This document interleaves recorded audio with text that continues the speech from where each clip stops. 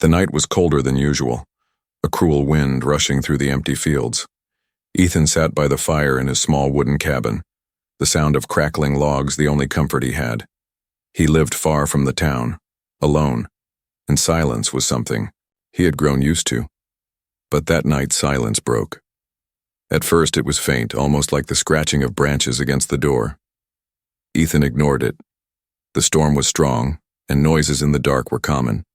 But then came the knock, soft, timid, and trembling. It was not the sound of a branch, it was the sound of a hand. Ethan stood, his heart slowing in caution. Nobody came this far in the night. He picked up the small lantern near his chair and walked to the door. His hand hovered over the handle, his instincts screaming danger. He had lived too long to trust shadows. Still, something in that gentle knock made him pause. He pulled the door open a little, and what he saw froze him. A figure stood on the porch, small and shivering, wrapped in an old cloth sack that covered the face and most of the body. The voice that came from beneath was weak, almost broken.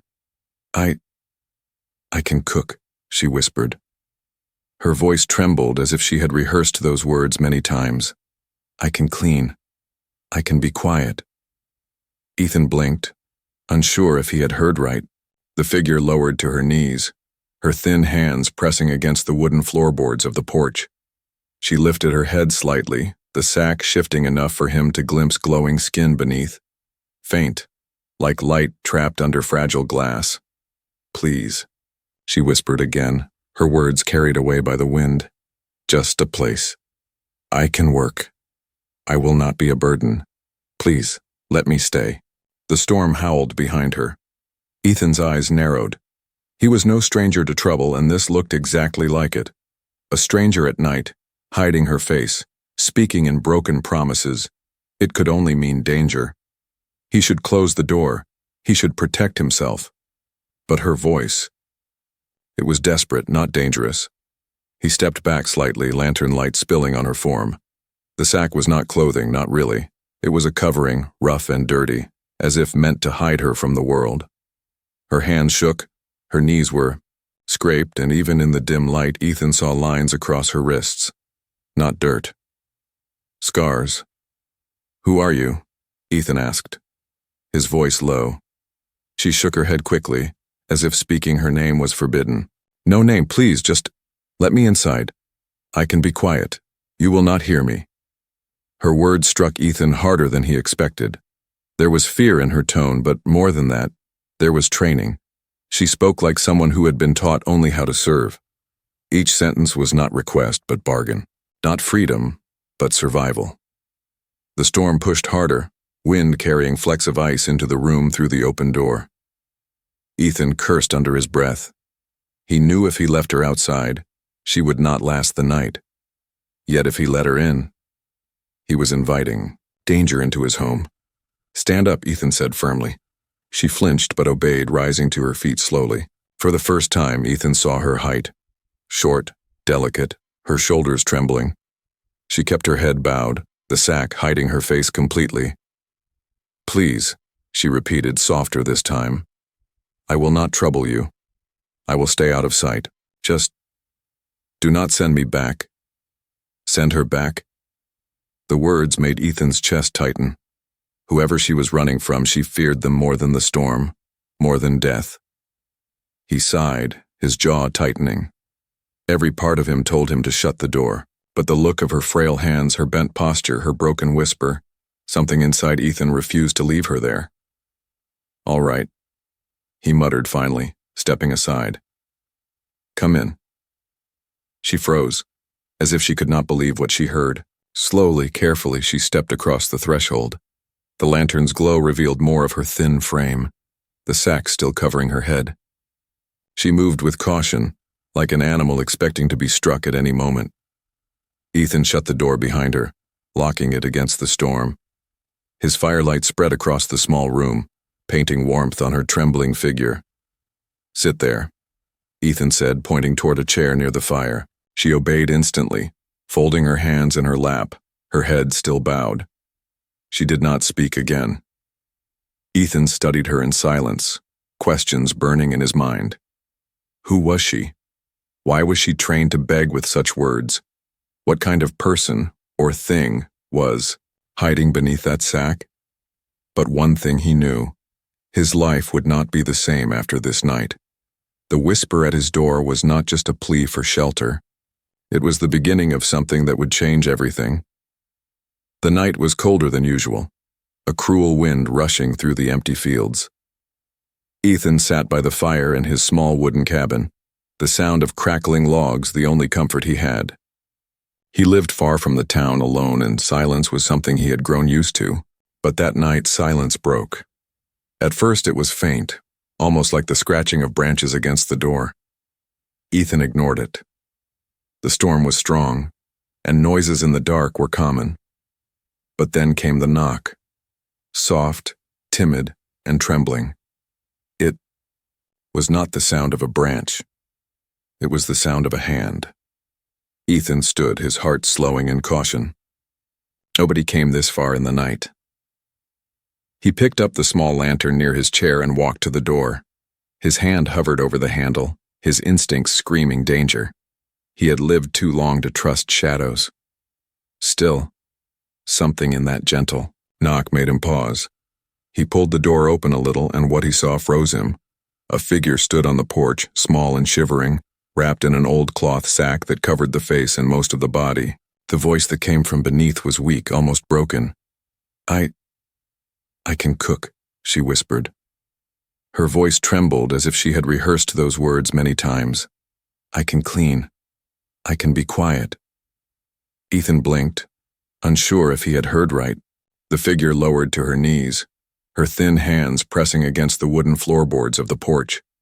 She lifted her head slightly, the sack shifting enough for him to glimpse glowing skin beneath. Faint, like light trapped under fragile glass. "Please," she whispered again, her words carried away by the wind. "Just a place. I can work. I will not be a burden. Please, let me stay." The storm howled behind her. Ethan's eyes narrowed. He was no stranger to trouble, and this looked exactly like it. A stranger at night, hiding her face, speaking in broken promises. It could only mean danger. He should close the door. He should protect himself. But her voice. It was desperate, not dangerous. He stepped back slightly, lantern light spilling on her form. The sack was not clothing, not really. It was a covering, rough and dirty, as if meant to hide her from the world. Her hands shook, her knees were scraped, and even in the dim light, Ethan saw lines across her wrists. Not dirt. Scars. "Who are you?" Ethan asked, his voice low. She shook her head quickly, as if speaking her name was forbidden. "No name, please, just let me inside. I can be quiet. You will not hear me." Her words struck Ethan harder than he expected. There was fear in her tone, but more than that, there was training. She spoke like someone who had been taught only how to serve. Each sentence was not request, but bargain. Not freedom, but survival. The storm pushed harder, wind carrying flecks of ice into the room through the open door. Ethan cursed under his breath.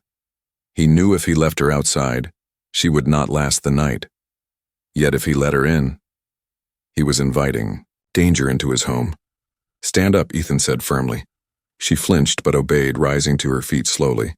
For the first time, Ethan saw her height. Short, delicate, her shoulders trembling. She kept her head bowed, the sack hiding her face completely. "Please," she repeated, softer this time. "I will not trouble you. I will stay out of sight. Just do not send me back." Send her back? The words made Ethan's chest tighten. Whoever she was running from, she feared them more than the storm, more than death.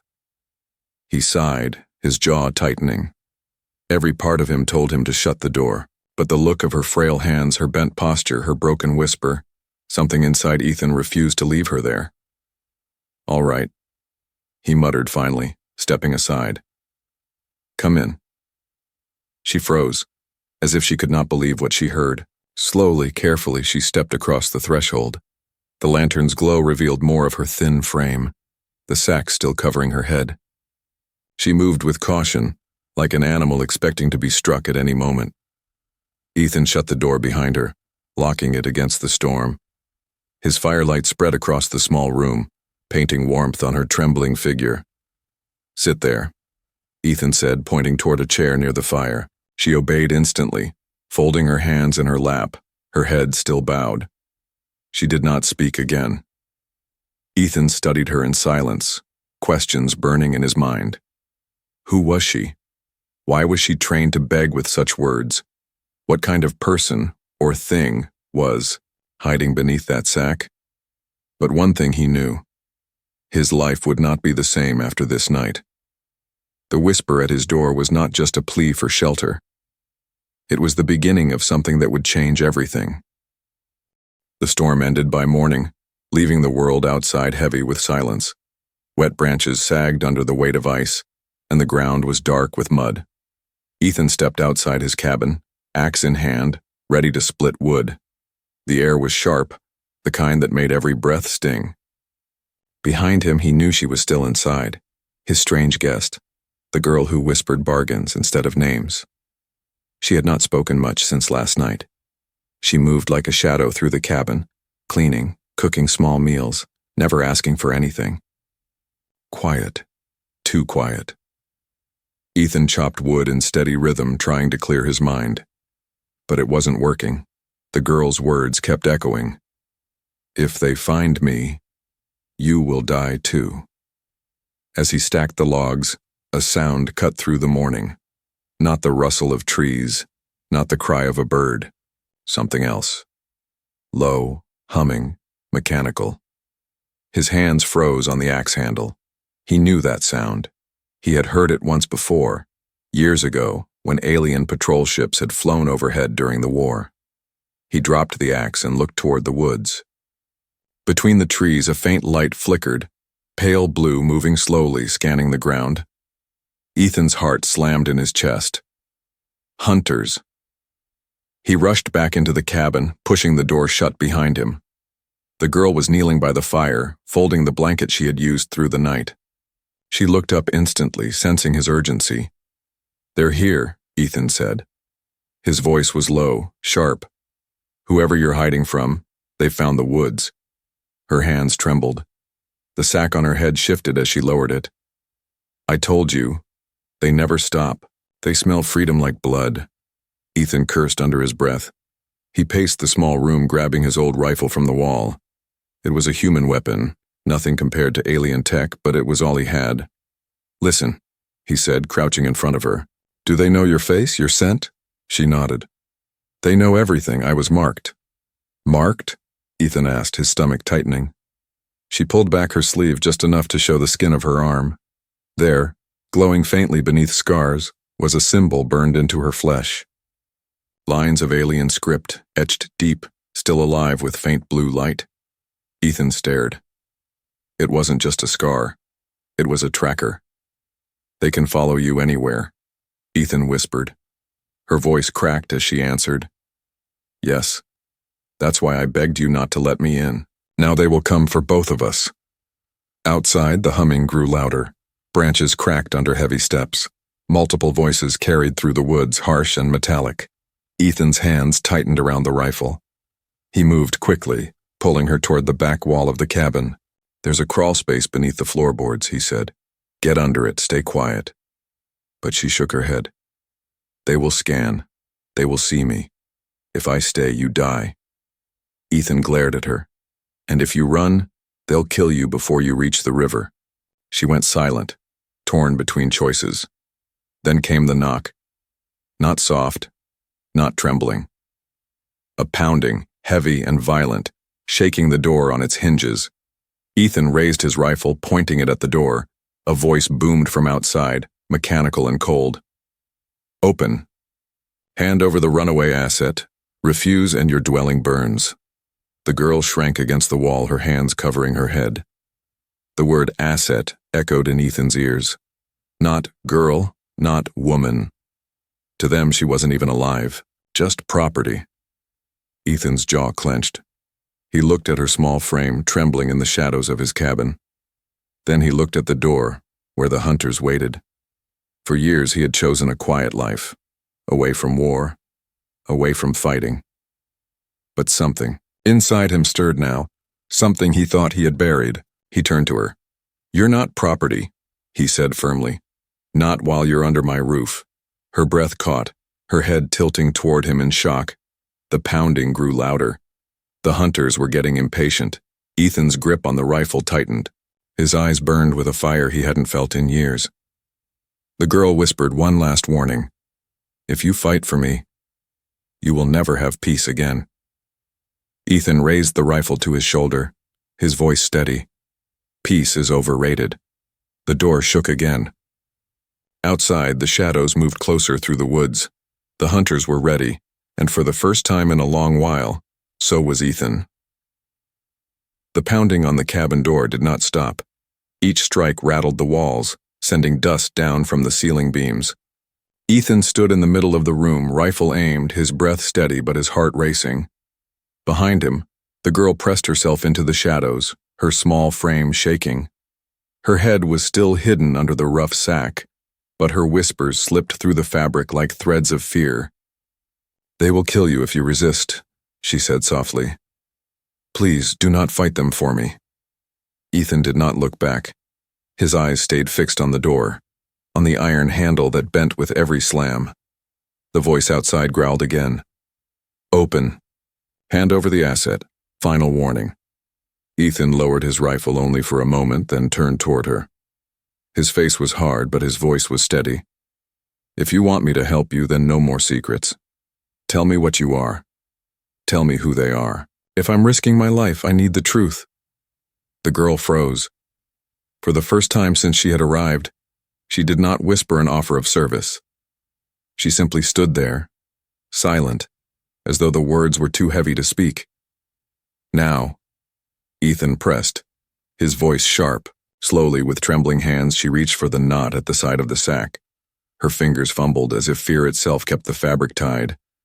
Then, at last, the cloth fell away. Ethan's breath caught. Her face was unlike anything he had ever seen. Her skin glowed faintly in the firelight, pale with delicate veins of silver tracing across her cheeks. Her eyes were wide, shining like liquid light, both beautiful and sorrowful. And her hair, long, silver strands, fell like threads of moonlight over her shoulders. She was not human, not even close. She bowed her head quickly, ashamed of her own face. "This is why I hide," she whispered. "This is why they hunt me." Ethan lowered the rifle slowly, stunned by the sight before him. "You're one of them?" She shook her head. "No, I was made by them, not born free, made to serve." Her words cut deep. She lifted her sleeve again, showing him the glowing mark burned into her arm. "Property of the Cathari Dominion," she whispered. "I was designed to obey. To cook, to clean, to stay silent. That was my purpose." Ethan's jaw tightened. He remembered the war, remembered the ships in the sky, the raids, the humans taken as slaves. The Cathari had been cruel, efficient, and merciless. He had thought they were gone from this part of space. Clearly he was wrong. "They call me Asset," she continued, her voice trembling. "But I am not the only one. There are others like me, hundreds, thousands. I ran because I wanted to live." She looked up at him then, her glowing eyes shimmering with tears.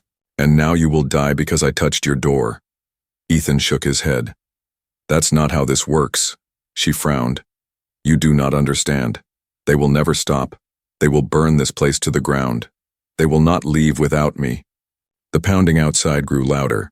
The hunter's patience was gone. Ethan stepped closer, his rifle still in hand. "I understand enough," he said firmly. "You're not a thing. You're not property. And if they think otherwise, they'll have to go through me." Her tears spilled over, glowing faintly as they rolled down her cheeks. No one had ever spoken to her like that. Not once in her short, fearful life. The cabin door cracked under another blow. The girl's voice rose, filled with panic. "Ethan, please, if they mark you as my protector, they will not just kill you. They will hunt you across the stars. You will lose everything, peace, safety, your life." Ethan gave a short laugh, bitter and sharp. I already lost peace a long time ago. It was never worth much anyway.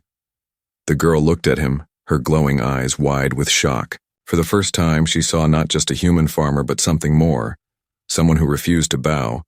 Someone who refused to treat her like a tool.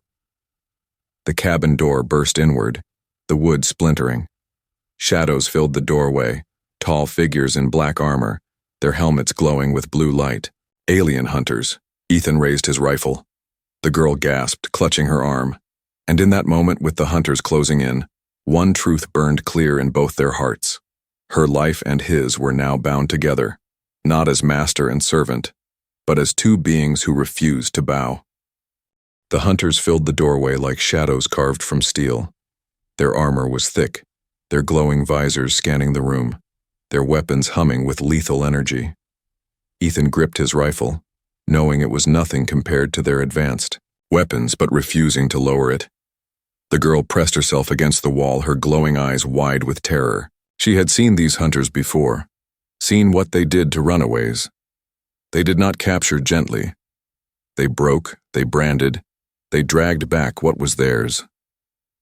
One of the hunters stepped forward, his mechanical voice echoing. Asset 47B, return, immediately. The human will be spared if you comply. Ethan barked a laugh, bitter. Spared? You kicked my door in. You think I trust your promises? The hunter ignored him, his gaze fixed on the girl. Comply, or we erase him in front of you, the girl trembled. For a moment she took a step forward, as if surrendering was the only way to protect Ethan. But Ethan moved faster. He stepped in front of her, rifle raised, his body a barrier. She's not yours, he said coldly. Not anymore. The hunters raised their weapons. In the silence that followed, the air seemed to freeze. Then, chaos. Ethan fired the first shot.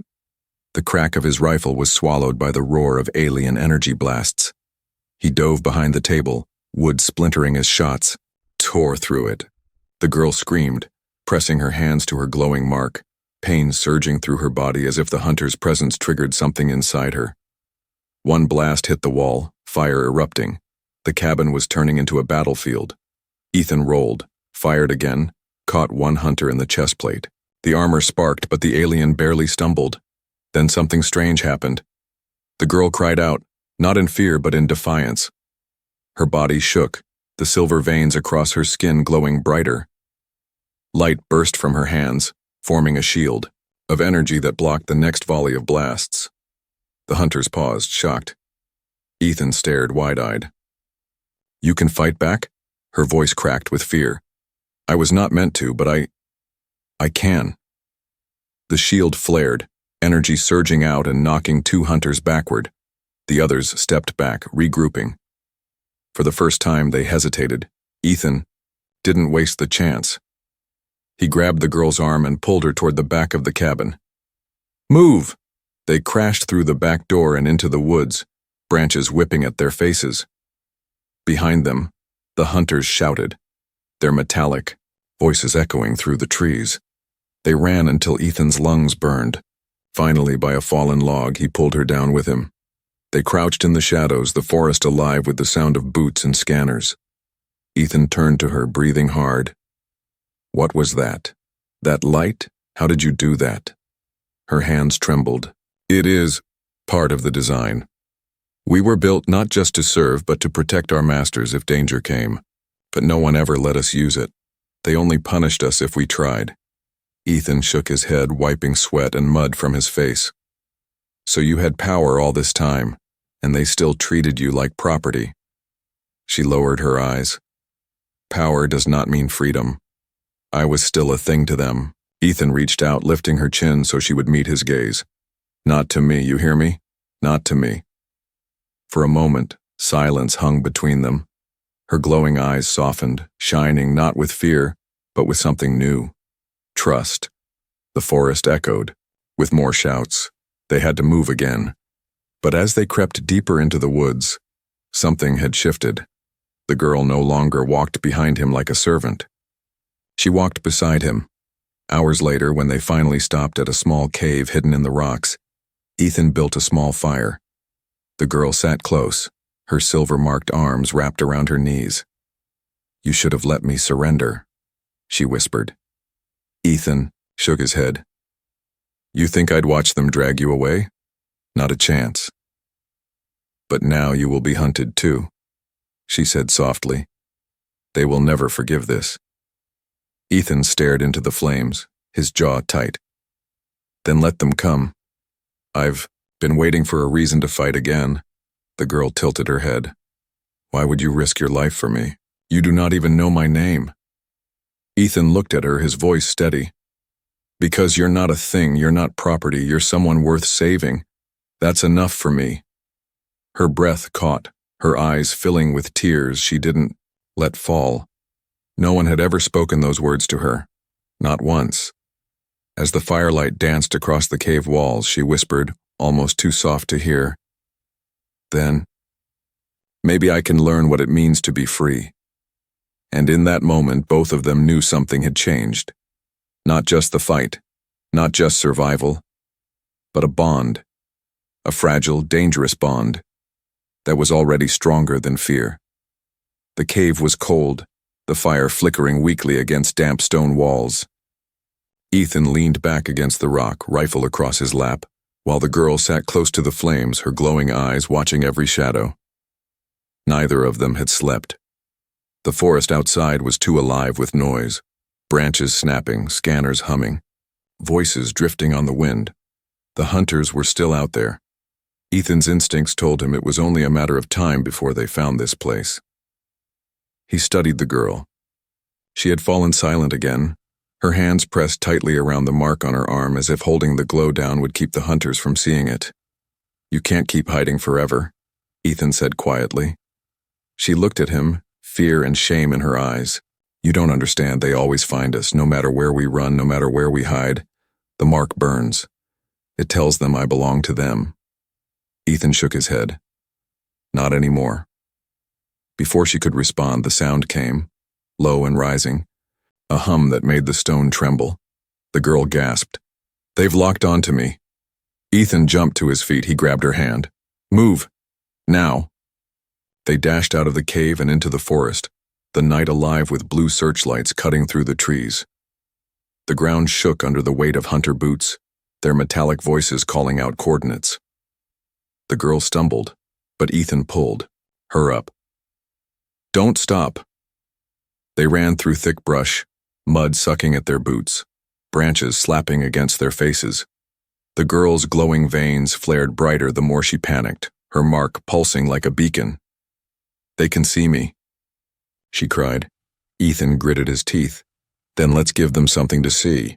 From behind them came the first shot, searing through the trees, exploding against a trunk and sending splinters flying. Ethan turned, firing his rifle. The bullet cracked across the night, catching one hunter in the chest, but the armor absorbed most of the blow. The hunter staggered, then raised his weapon again. Ethan shoved the girl behind a fallen log. "Stay down." He fired again and again, his shots keeping the hunters back but never dropping them. Their armor was too strong, and there were too many. The girl pressed her hands against the log, her whole body shaking. "We can't win, they'll kill you." Ethan crouched beside her, his eyes blazing with defiance. "Then fight with me. Use what you used back at the cabin, you're stronger than you think." Her voice cracked. "I was never meant to fight." "Then be more than what they meant you to be," Ethan growled.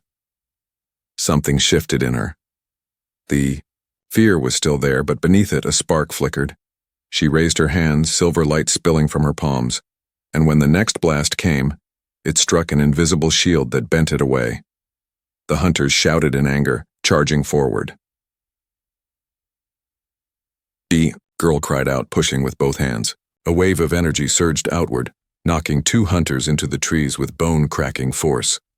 The others stumbled back, regrouping. Ethan took the chance, firing at the exposed joints of their armor. One went down, sparks flying as his weapon shorted out. The girl looked at her glowing hands in shock. I can do this." "You're damn right you can," Ethan said.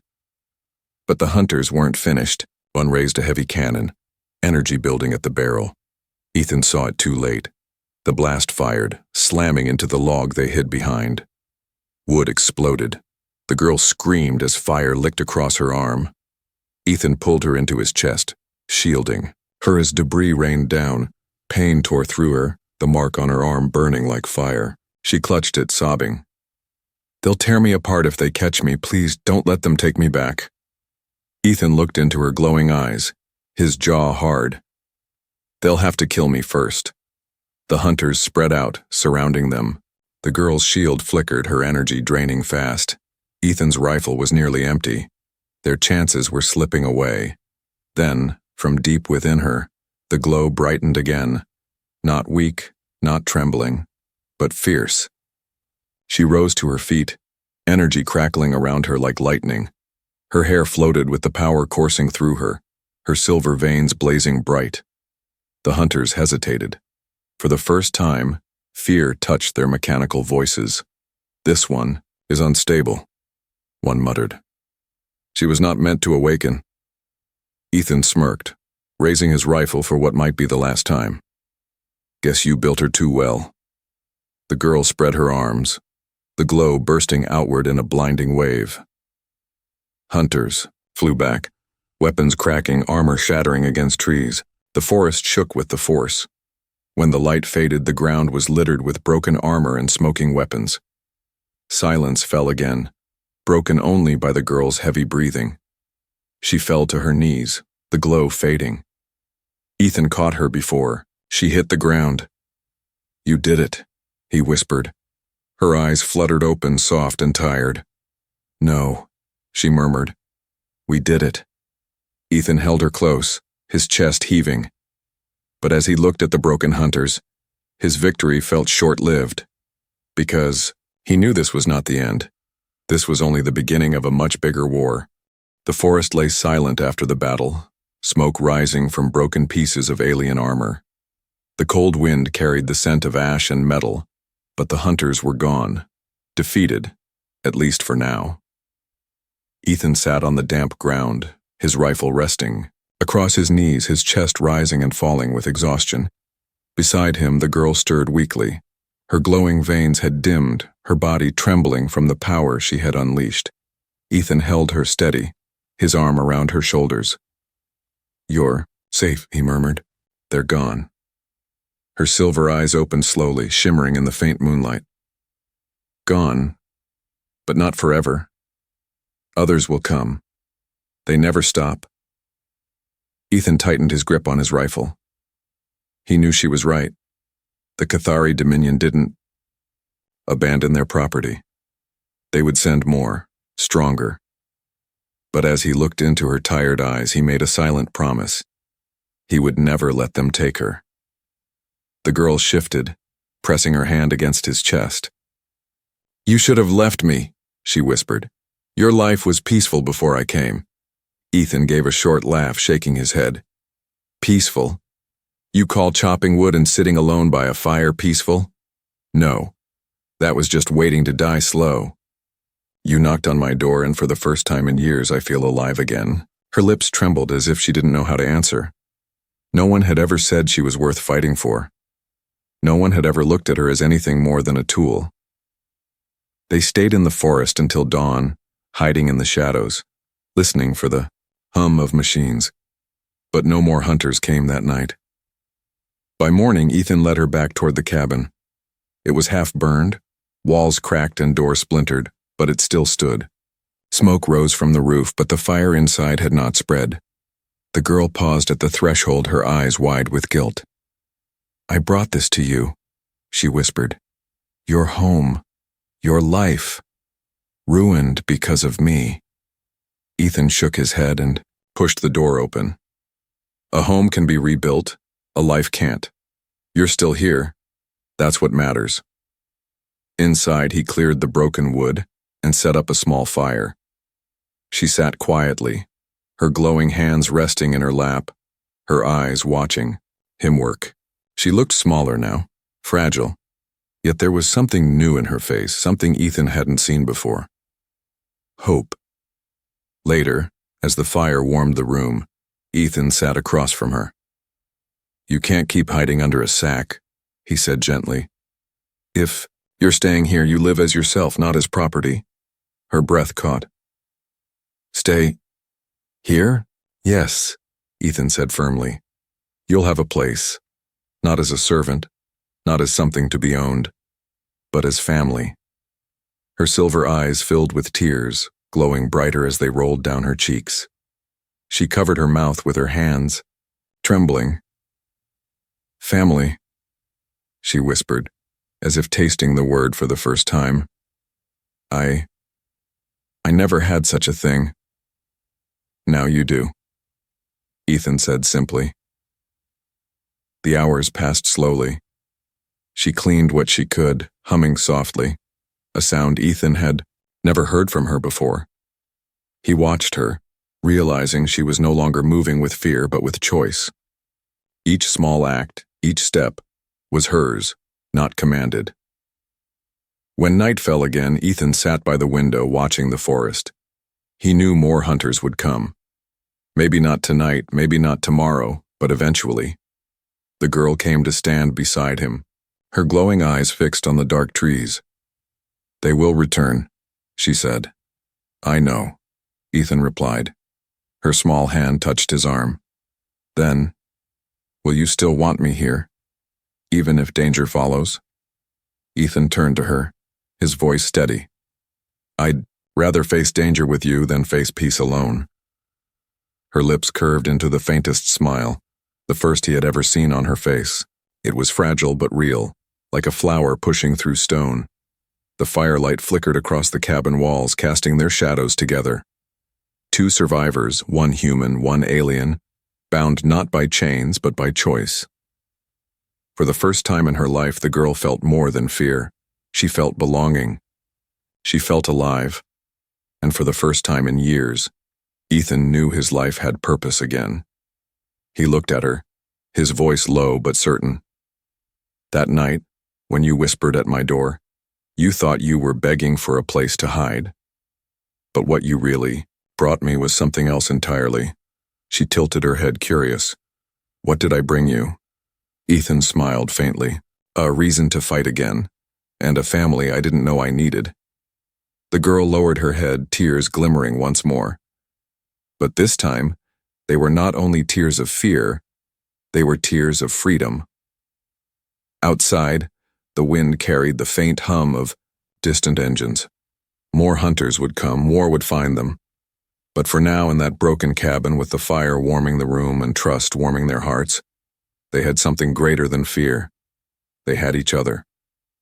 And that was enough to begin a new life.